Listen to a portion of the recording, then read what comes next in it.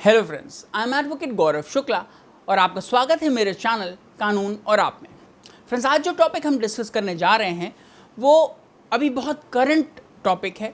अभी लॉकडाउन में देखा गया कि बहुत सारे लोगों को जो घर के बाहर निकल रहे थे या लॉकडाउन का उल्लंघन कर रहे थे, उन लोगों का चालान पुलिस कर रही थी।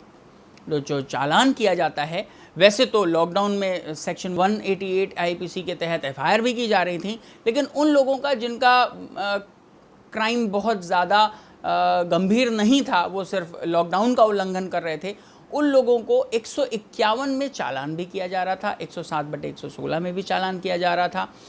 और ये चालान उन लोगों का भी किया जाता है जो किसी भी तरीके से शांति भंग करते हैं या जो सामाजिक समरसता है उसको भंग करने की कोशिश करते हैं।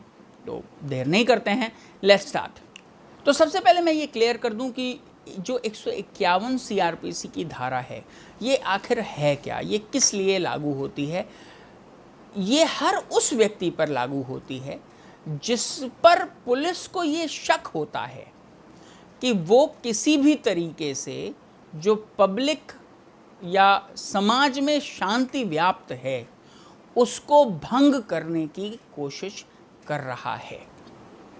अगर पुलिस को आप पर ऐसा शक है कि आप आगे चलकर या ऐसी कोई प्लानिंग कर रहे हैं कि सामाजिक जो समरसता है, सामाजिक जो शांति है, उसको भंग करने की कोशिश कर रहे हैं या कोई प्लानिंग कर रहे हैं, तो पुलिस आपको गिरफ्तार कर सकती है, आपका 151 में चालान कर सकती है।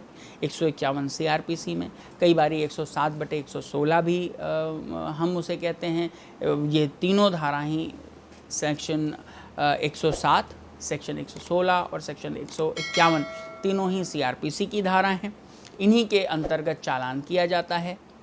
पुलिस आपको जब गिरफ्तार करती है तो विदिन 24 आवर्स आपको जो थाने का लोकल जुरिस्डिक्शन जिस कोर्ट में लगता है, उस थाने के मजिस्ट्रेट, थाने के जुरिस्डिक्शन के मजिस्ट्रेट के सामने प्रेजेंट करती है। प्रेजेंट करने के बाद, चूँकि ये तीनों ही ऑफेंसेस इतने गंभीर प्रकृति के नहीं होते हैं, इसलिए पुलिस आपको गिरफ्तार करने के बाद मजिस्ट्रेट के सामने प्रेजेंट करती है और मजिस्ट्रेट के यहाँ से आपको मुचलका लेकर और बॉन्ड, बेल बॉन्ड और श्योरिटी लेकर छोड़ दिया जाता है।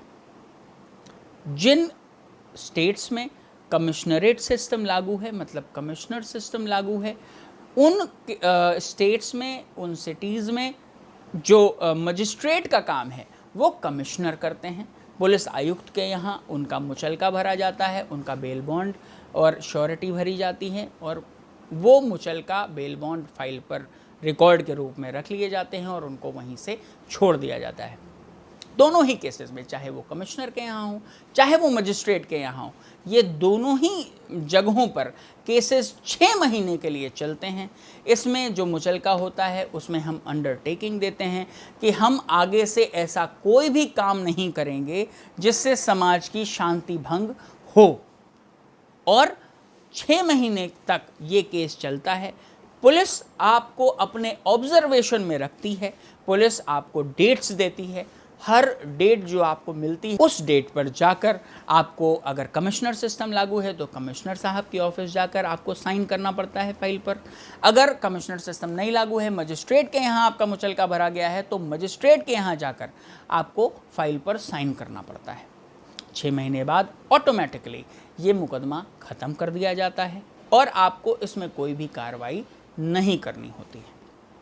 अब तीनों ही धाराएं मैं अलग अलग भी एक्सप्लेन कर देता हूँ। 151 की जो धारा है वो इसलिए है, वो ये कहती है कि arrest of the person to prevent commission of cognisable offence, मतलब उस व्यक्ति की गिरफ्तारी जो कोई कॉग्निजेबल ऑफेंस, संज्ञेय अपराध कारित करने वाला था। अब 107 में इट इज़ सेड दैट अगर कोई जो सामाजिक शांति है उसको भंग करने की कोशिश कर रहा है तो आपको उस धारा में चालान किया जाएगा और आपसे ये श्योरिटी ली जाएगी कि आप सामाजिक समरसता को, सामाजिक शांति को भंग नहीं करेंगे। और 116 में चालान ये किया जाता है कि to seek the truth of the information जो आपके खिलाफ मिली है। मतलब अगर वो इन्फॉर्मेशन सही होती है तो कि आप सामाजिक समरसता भंग करने वाले हैं, सामाजिक शांति भंग करने वाले हैं, कोई ऐसा ऑफेंस कारित करने वाले हैं जो कॉग्निजेबल प्रकृति का है, तो आपको 116 में चालान किया जाता है, क्योंकि वो इन्फॉर्मेशन सही पाई जाती है। अगर आपको कोई भी कन्फ्यूजन हो तो प्लीज़ मुझसे कमेंट बॉक्स में पूछें, कोई क्वेश्चन हो तो मुझसे पूछें, मैं ज़रूर जवाब दूंगा। अगर आपको वीडियो अच्छा लगा हो तो प्लीज़ लाइक करें, शेयर करें अपने फ्रेंड्स के साथ कम्युनिटी में, और अगर आप नए हैं मेरे चैनल पे तो प्लीज़ सब्सक्राइब करें, because your subscription gives me a ton of confidence to make good content. Now I will take your leave, yours legally advocate Gaurav Shukla.